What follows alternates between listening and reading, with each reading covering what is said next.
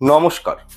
আজকের এই প্রোগ্রামে আলোচনা করব এই পবিত্র ভাদ্র মাসে এমন কিছু সংকেত রয়েছে, সেগুলো যদি আপনারা জীবনে যদি একটি বারও পেয়ে থাকেন, তাহলে বুঝবেন মা লক্ষ্মীর কৃপাদৃষ্টি কোথাও না কোথাও আপনাদের উপর কিন্তু রয়েছে। এবং ভবিষ্যতে পারিবারিক ক্ষেত্রে সম্পর্কের মধ্যে লাইনগুলো বুঝবেন, পারিবারিক ক্ষেত্রে সম্পর্কের মধ্যে বলুন বা অর্থনৈতিক দিক থেকে অবশ্যই কিন্তু উন্নতিকরণ ঘটবে।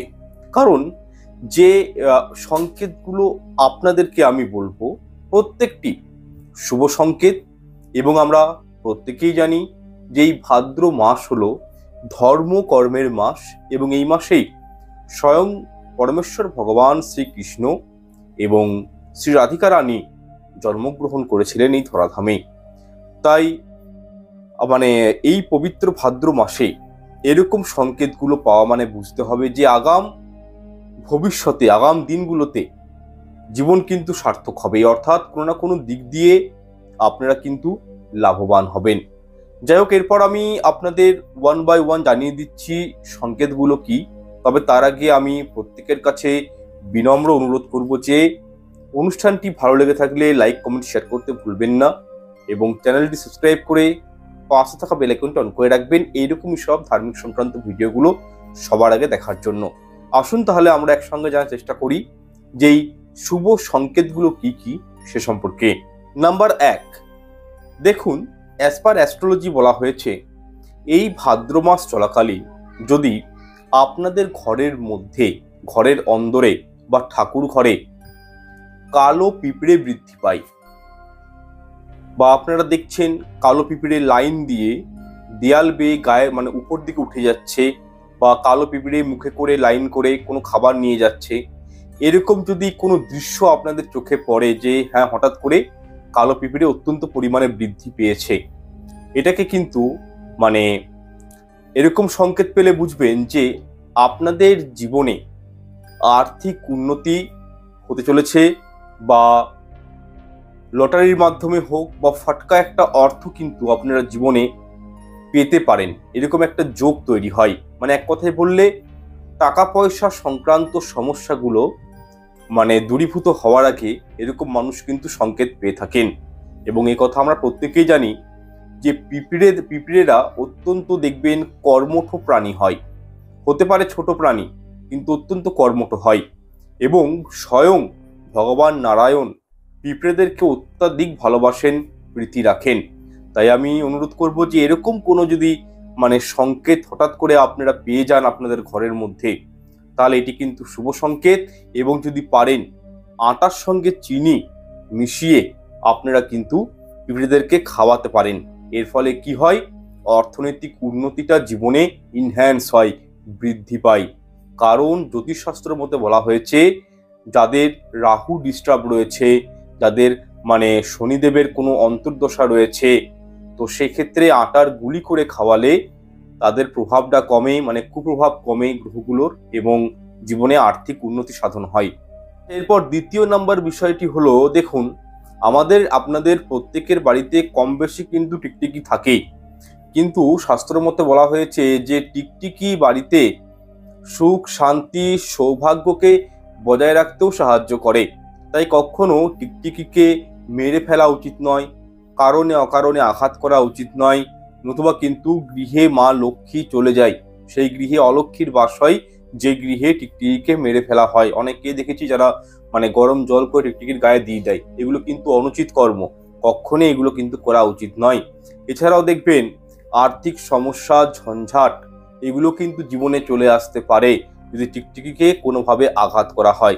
আচ্ছা, এখানে একটা কথা বলে রাখি আপনাদেরকে, আপনারা যদি এই পবিত্র ভাদ্র মাস চলাকালীন তুলসী গাছের পাশে বা তুলসী মঞ্চের কাছে টিকটিকি যদি দেখতে পান, বা তুলসী মঞ্চের গায়ে টিকটিকি হয়তো রয়েছে, তো সেক্ষেত্রে বুঝবেন যে কর্মক্ষেত্রে বলুন বা অর্থনৈতিক দিক দিয়ে আপনারা কিন্তু একটা ভবিষ্যতে স্ট্যাবল জায়গা পেতে পারেন, বা আপনাদের কর্মসংস্থা থেকে কোনো কর্মসংস্থা পদগুলো প্রশস্ত হতে পারে, জীবনে আপনারা সফলতা পেতে পারেন, এবং কি ধার দেনা ঋণ থেকেও মুক্তি পেতে পারেন। এছাড়াও টিকটিকিকে কখনো যদি আপনারা দেখেন যে তুলসী গাছের উপর বসে রয়েছে বা মঞ্চের উপর রয়েছে, তার মানে ঘরে সুখ শান্তি বজায় থাকবে এবং মানে পরিবারের যে সদস্য যারা রয়েছেন তারা কিন্তু সুস্থ সবল এবং নিরোগ থাকবেন, এইগুলো কিন্তু ইন্ডিকেট করা হয়। তাই এই বিষয়টিও মাথায় রাখবেন যে টিকটিকি ঘরে থাকা খারাপ, ভালো নয়। আমাকে অনেকেই প্রশ্ন করেন যে স্যার টিকটিকি ঘরে থাকা শুভ না অশুভ। এক কথাই বলবো, কখনই না। টিকটিকি নিরীহ প্রাণী, ঘরে থাকলে কোনো অসুবিধা নেই। বরং টিকটিকি ঘরে থাকলে অনেক ছোটখাটো পোকামাকড় চলে আসে, তাদেরকে ওরা খেয়ে কিন্তু মানে ঘরের সদস্যদেরকে অনেক দিক থেকে কিন্তু মানে রক্ষাও করে বলতে পারি। সুতরাং টিকটিকি থাকা শুভ, খারাপ নয়। যাই হোক, এরপর 3 নম্বর সংকেতটি হলো দেখুন, যদি এই পবিত্র ভাদ্র মাসকে আবার লক্ষ্মী মাসও বলা হয়, তাই এই লক্ষ্মী মাসে যদি আপনারা মানে কখনো সকাল দিকে অর্থাৎ ভোর 3টে থেকে সাড়ে 5টার মধ্যে যদি কখনো ঝাড়ুর স্বপ্ন দেখেন, তাহলে এটি কিন্তু খুব সৌভাগ্য বলে মনে করা হয়। কারণ দেখুন, ঝাড়ুকে মা লক্ষ্মীর স্বরূপা বা প্রতীক বলা হয় এবং ঝাড়ু দিয়ে আমরা কি করি, ঘরের যাবতীয় নেগেটিভ এনার্জিকে বাইরে বার করে দিই। কিভাবে? পরিষ্কারের মাধ্যমে। অপরিষ্কার জিনিসগুলোকে আমরা যখন বাইরে বার করে দিই, তার অর্থ হলো কি, নেগেটিভ জিনিসগুলোকে বাইরে বার করে দিচ্ছি। এবং এই ঝাড়ুকে দেখবেন ধনতেরাসের দিন ঝাড়ু কিনতে বলা হয়। তার কারণ একটাই, কারণ ঝাড়ুর সঙ্গে মা লক্ষ্মীর একটা কিন্তু সম্পর্ক রয়েছে। তাই আপনারা যদি এই পবিত্র ভাদ্র মাস চলাকালীন ঝাড়ুর স্বপ্ন দেখেন, তার মানে হচ্ছে কি, যে সকল প্রকার খারাপ সময় খুব শীঘ্রই আপনাদের জীবন থেকে বেরিয়ে যাবে, পরিসমাপ্তি এগুলো ঘটবে এবং জীবনে আর্থিক সমস্যাটাও দূর হবে, বিপদ আপদ থেকেও মুক্তি পাবেন। এবং মানে এই যে ঝাড়ুর স্বপ্ন দেখা মানে এটি কিন্তু সফলতার প্রতীক। আপনারা জীবনে একটা পর্যায়ে এসে অবশ্যই সফলতা কিন্তু পাবেন, এটা কিন্তু জেনে রাখুন। যাই হোক, 4 নম্বর বিষয়টি হলো দেখুন, এই ভাদ্র মাস চলাকালীন যদি আপনাদের ঘরের ছাদের উপর, আপনাদের গৃহ প্রাঙ্গণে যদি সাদা পেঁচা হঠাৎ করে প্রবেশ করে যায়, তাহলে কিন্তু এটি খুবই শুভ সংকেত। কারণ সাদা পেঁচা হলো মা লক্ষ্মীর বাহন এবং দেখুন, একে লক্ষ্মী পেঁচা বলা হয়। গ্রাম বাংলায় বেশি এই পেঁচাটা দেখতে পাওয়া যায় শহরাঞ্চলের থেকে। তবে হ্যাঁ, যদি অনেক সময় দেখবেন, আমি রিসেন্ট একটা ভিডিও দেখছিলাম ফেসবুকে, তো সেখানে দেখলাম একজনকার মানে কলকাতায় উনার বিহালাই বাড়ি আই থিঙ্ক, তো উনি মানে উনার বেলকুনি হয়ে, দোতলার ঘরে না 3তলার ঘরে, যাই হোক, বেলকুনি হয়ে সাদা পেঁচা ঘরের মধ্যে প্রবেশ করেছে। তো সাদা পেঁচাকে সিঁদুর মাখিয়ে, ঠিক আছে, কুমকুম আতপ চাল দিয়ে বেশ ভালো করে রেখেছে। তো সেই আর কি, যে লক্ষ্মী পেঁচা বলা হয় সাদা পেঁচাকে। এবং সাদা পেঁচার আগমন যদি ঘরের মধ্যে হয়, তাহলে এটুকুন জেনে রাখুন যে টাকা পয়সা সংক্রান্ত যে সমস্যাগুলো আমাদের জীবনে রয়েছে, সেগুলো থেকে কিন্তু মুক্তি পাওয়া খুব সম্ভব। একে লক্ষ্মী দেবীর কৃপা বলা হয়। কৃপা লাভ করতে চলেছেন জীবনে যদি সাদা পেঁচা এই ভাদ্র মাস চলাকালীন আপনাদের গৃহে প্রবেশ করে। আচ্ছা, এরপর 5 নম্বর বিষয়টি হলো দেখুন, যদি আপনারা এই ভাদ্র মাস চলাকালীন স্বপ্নেতে ওই যে টাইমটা বললাম ভোর 3টে থেকে 5:30টার মধ্যে যদি দেখেন যে শঙ্খের ধ্বনি শুনতে পান, বা শঙ্খ কেউ বাজাচ্ছে, বা আপনি নিজে শঙ্খ ক্রয় করছেন, বা শঙ্খ আপনি নিজে বাজাচ্ছেন, এরকম যদি কোনো স্বপ্ন দেখতে চান, তাহলে বুঝবেন যে জীবনে কোনো না কোনো দিক থেকে আপনাদের কিন্তু ভালো হতে চলেছে। দেখুন, আমাদের হিন্দু পরিবার, বাঙালি পরিবারের প্রত্যেকের ঘরেই মানে শঙ্খ কিন্তু থাকে, ঠাকুরের কাজে ব্যবহার করা হয়। যে কোনো মাঙ্গলিক অনুষ্ঠানে দেখবেন মানে শঙ্খের ব্যবহার কিন্তু অবশ্যই হয় এবং শঙ্খের ধ্বনি অত্যন্ত পবিত্র। এই জিনিসটি আবার মাতা লক্ষ্মীর অত্যন্ত প্রিয়। দেখুন, আমরা প্রত্যেকেই জানি যে গৃহে প্রত্যেকদিন শঙ্খ বাজানো হলে সেই গৃহে কিন্তু নেগেটিভ এনার্জি থাকে না, সেই গৃহের মঙ্গল সাধন হয়। তাই অবশ্যই আপনারা যদি শঙ্খের স্বপ্ন দেখেন এই ভাদ্র মাস চলাকালীন, বা শঙ্খের ধ্বনি শুনতে পান, এর থেকে একটা অনুমান করতে পারেন যে আপনাদের আর্থিক জীবনটা ভালো হবে, ফিনান্সিয়াল দিক থেকে আপনারা ফ্রিডম পাবেন এবং ছোট বড় অনেক সমস্যা থেকে আপনারা কিন্তু রেহাই পেতে পারেন দৈবিক কৃপায়। সুতরাং এই ভাদ্র মাস চলাকালীন আপনারা যদি এরকম কোনো সংকেত পেয়ে থাকেন, তাহলে কিন্তু এই সংকেতগুলো সম্পর্কে নিজের আত্মীয় পরিজন, বন্ধু বান্ধবী, রিলেটিভস তাদের সঙ্গে মানে আলোচনা কিন্তু কারোর সঙ্গে করবেন না, গোপনে রাখার চেষ্টা করবেন, এতে আপনাদেরই কিন্তু ভালো হবে। যাই হোক, 6 নম্বর এবং শেষ বিষয়টি হলো যে দেখুন, আপনারা যদি এই ভাদ্র মাস চলাকালীন দেখেন যে আপনাদের গৃহে উঠান প্রাঙ্গণে হোক, বা হয়তো মানে বাগান রয়েছে আপনাদের ঘরের সামনে, সেখানে কোনো পাখির বাসা করেছে, পাখিরা এসে বাসা করেছে, এটি শুভ সংকেত। ইতিবাচক শক্তিকে আগমন করে, যদি ঘরে পাখিরা আসে ইতিবাচক শক্তিকে ঘরের মধ্যে আগমন করে। এবং আর একটা বিষয়, যে গৃহে নেগেটিভ এনার্জি রয়েছে, যে গৃহে বাস্তুর মধ্যে কোনো সমস্যা রয়েছে, সেই গৃহে দেখবেন কুকুর, বিড়াল বা গোমাতা বা কোনো পাখি চট করে কিন্তু আসতে চায় না।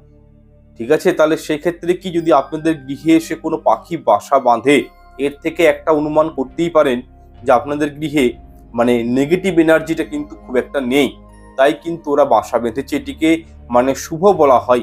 বা আপনি ধরুন স্বপ্নে দেখছেন যে কোনো পাখি বাসা বাঁধছে আপনাদের ঘরে, বা কোথাও হয়তো পাখির বাসা স্বপ্ন দেখলেন, এটাকেও কিন্তু শুভ বলা হয়। দেখুন, এই ভাদ্র মাস চলাকালীন যদি মানে সবসময় আপনাদের গৃহে কোনো না কোনো পাখির আনাগোনা হয়, তাহলে এটিকে বলা হয় যে মা লক্ষ্মী স্বয়ং আপনাদের ঘরে এসে উপস্থিত হয়েছে, তারই এটা কিন্তু ইঙ্গিত। শাস্ত্র মতে এমনটা বলা হয় যে বাড়িতে যদি পাখি বাসা তৈরি করে, তাহলে তা আপনার জীবনে সৌভাগ্যের মানে প্রতীক হিসাবে মনে করা হয়। দেখুন, এরই সাথে বলে রাখি, বাড়ির মধ্যে সকল থাকা নেগেটিভ এনার্জি, অশুভ শক্তিগুলো কিন্তু আস্তে আস্তে দূরীভূত হয় যে গৃহে কিন্তু পাখিরা এসে বাসা বাঁধে। পরিবারের সুখ সমৃদ্ধি বাড়ে এবং গৃহে মা লক্ষ্মীর আগমনও ঘটে। তাই যদি কখনো পাখির বাসা গৃহে মানে থাকে বা কোনো পাখি যদি বাসা করে, তাহলে অবশ্যই তাদেরকে কিছু না কিছু সাহায্য করবেন, খেতে দিবেন। তাদের বাসাটা, ঘরটা কিন্তু ভেঙে দিবেন না। কারোর কখনোই ঘর ভেঙে দেওয়া উচিত নয়। অনেকেই করেন যে পাখির বাসা হয়েছে, ঘর দুয়ার নোংরা হবে, ভেঙে দিই, এমনটা করা উচিত নয়। তাদেরও একটা বেঁচে থাকার মানে স্বাধীনতা রয়েছে। আমরা যেরকম ভগবানের সন্তান, তারাও কিন্তু ভগবানেরই সন্তান। তাহলে আমাদের প্রত্যেকের উচিত ঘরে যদি ছোট কোনো পাখি বাচ্চা দেয়, এটাও শুভ সংকেত। পাখি যদি ডিম পারে, এটাও শুভ সংকেত। এবং কি, যদি কোনো পাখি বাচ্চা দেয় ঘরে মানে বাসা বাঁধে, ঠিক আছে, তাহলে অবশ্যই কিছু না কিছু খাবার তাদের খাওয়াবেন, এটা কিন্তু পুণ্যের অর্জন হয়। যাই হোক, যে কটা পয়েন্ট ছিল আমি চেষ্টা করেছি টু দি পয়েন্ট বিষয়গুলো রাখার এবং বলতে চেষ্টা করেছি। আমার দেখুন একটাই অভিপ্রায় যে যদি আপনারা 5% আমার অনুষ্ঠানগুলো দেখে উপকৃত হন, সমৃদ্ধ হন, তাহলে সেটাই আমার কাছে বড় পাওনা। তাই আমি অনুরোধ করবো যে আজকের অনুষ্ঠানটি দীর্ঘায়িত করছি না। অনুষ্ঠানগুলি ভালো লেগে থাকলে একটা পারলেও লাইক করে দেবেন, এটাই অনুরোধ রইল। এবং কমেন্টে আপনাদের মানে মন্তব্য কি বা এই বিষয়ে আপনাদের কি ধারণা, সেগুলো একটু প্রদান করার চেষ্টা করবেন, এতে আমরা অনুপ্রাণিত হব। যাই হোক, আজকের অনুষ্ঠানটি দীর্ঘায়িত করছি না। চ্যানেলটি সাবস্ক্রাইব করে পাশে থাকা বেল আইকনটি অন করে রাখবেন। ঈশ্বর আপনাদের মঙ্গল করুক। নমস্কার, ধন্যবাদ।